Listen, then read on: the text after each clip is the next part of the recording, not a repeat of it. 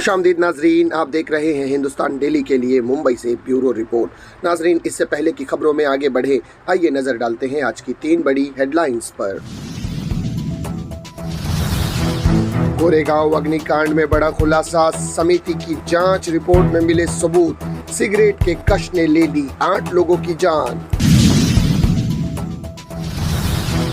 Israel पर missile हमला, Lebanon ने उड़ाया टैंक की भारी गोलाबारी, युद्ध रोकने निकलेंगे जो बाइडन।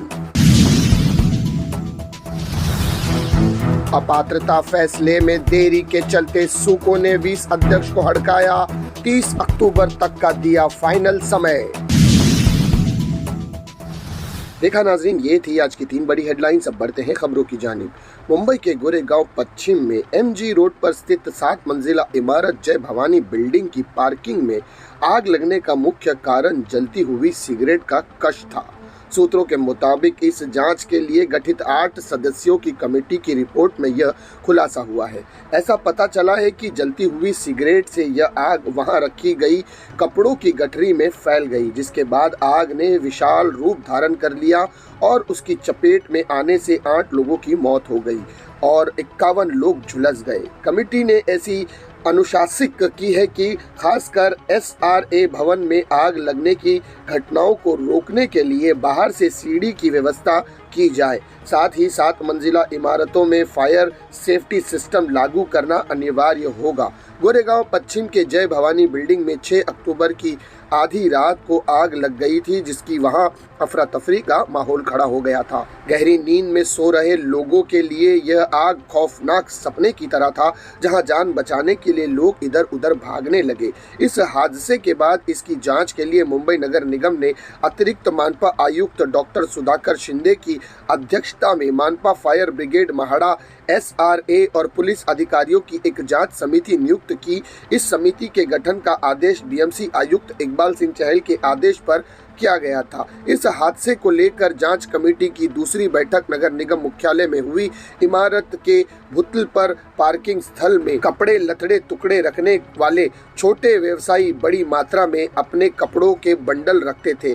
प्रत्येक शुक्रवार को व्यवसायी जब व्यापार के सिलसिले में बाहर जाते हैं तो यह गठरियां लेकर जाते हैं। ऐसी रिपोर्ट है कि किसी अज्ञात शख्स ने सिगरेट पीने के बाद जलता हुआ टुकड़ा फेंक दिया, जिससे यह आग कपड़ों में के बंडल में लग गई और आग फैलने के बाद इमारत को अपनी चपेट में ले लिया था।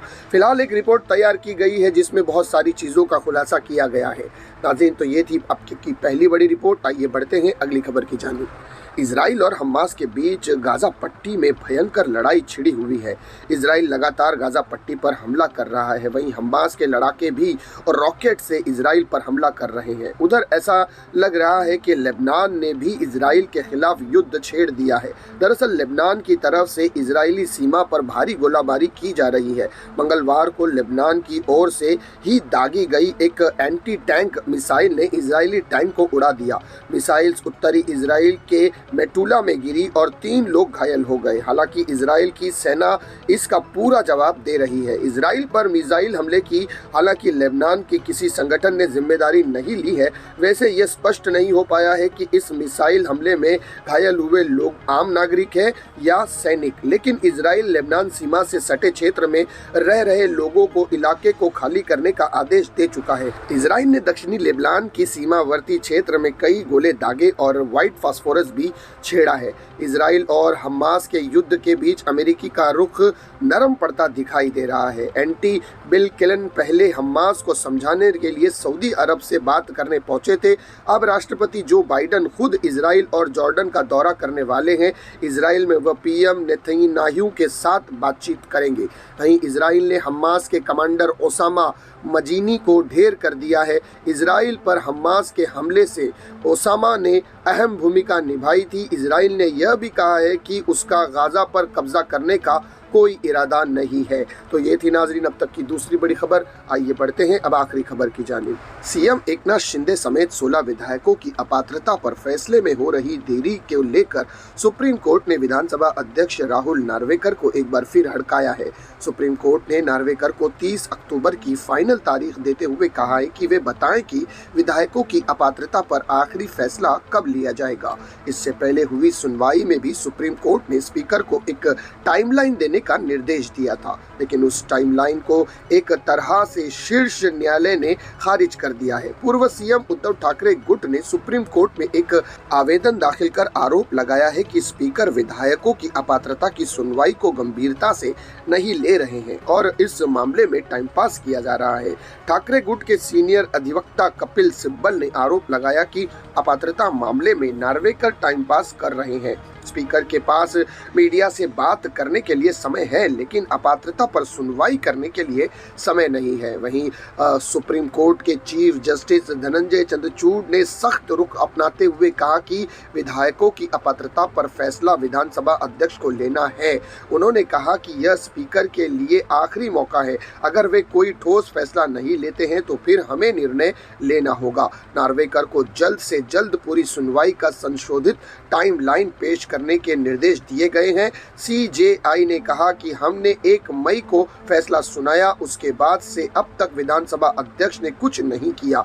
उन्होंने कहा कि अगर अगली सुनवाई तक टाइमलाइन नहीं आई तो कोर्ट खुद शेड्यूल देगा। सुनवाई के दौरान शिंदे गुट का पक्ष रख रहे सॉलिसिटर जनरल तुषार मेहता ने स्पीकर का बचाव किया। उन्होंने कहा कि शिवसेना को लेकर ही 34 याचिकाएं दायर की गई है। इतनी बड़ी संख्या में याचिकाओं पर सावधानी से विचार करना होगा। मेहता ने तर्क दिया कि काम में व्यवस्था के कारण इतना समय लग रहा है। वहीं रंका सांसद सुप्रिया सूले ने कहा कि मैं सुप्रीम कोर्ट की आभारी हूं जिसने इस मामले में फैसला लेने के लिए एक स्पीड टाइमलाइन देने के निर्देश दिए हैं। 30 अक्टूबर को फिर से सुनवाई होगी। मुझे पूरा विश्वास है कि सत्य की जीत होगी और हमें न्याय जरूर मिलेगा। यूबीटी के विधायक अनिल परब ने कहा कि विधानसभा अध्यक्ष राहुल नार्वेकर अब ट्रिब्यूनल की भूमिका निभा रहे हैं। ऐसे में वह इस मामले में विधानसभा अध्यक्ष नहीं है। जब तक कोर्ट का हंटर नहीं पड़ेगा उन्हें पता नहीं चलेगा। ऐसा लग रहा है कि स्पीकर मनमानी कर रहे हैं और कोर्ट का आदेश उन पर लागू नहीं होता है। आखिर उन्हें इस तरह की सलाह कौन देता है ये नहीं पता। तो ये थी नाज़रीन अब तक की 3 बड़ी खबरें जिन पर तफसील से बात की गई। इसी तरह की खबरों के लिए हमारे चैनल को सब्सक्राइब कीजिएगा। मैं सिराज शेख, हिंदुस्तान डेली से फिर मिलूंगा किसी अगली खबर के साथ। तब तक के लिए जय हिंद।